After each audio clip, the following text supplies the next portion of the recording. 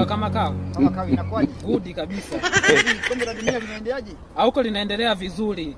Unaweka mambo sawa? Huko ni vijana tu kujichukulia ushindi. Na beti? Mimi kubeti hiyo imeandikwa kabisa. Beti kitabu cha dini tunasoma.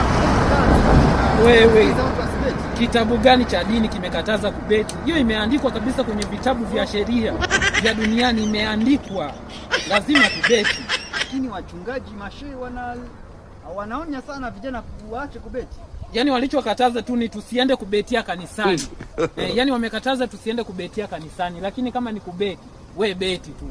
Hauna wasiwasi kama unakula hela za kamali? Sasa si ni hela zangu ndizo nazozipeleka kule. Kwa hiyo muhindi yeye akila hela zangu na mimi nikala hela zake, kwani kuna shida? Si pale ni sawa, nimempa amenipa. Unabadilishana. Pale tumebadilishana hiyo, si ndio? Au wazi siku kija kukanwa na babako. Babangu anikane kisa kubeti, baba gani hiyo?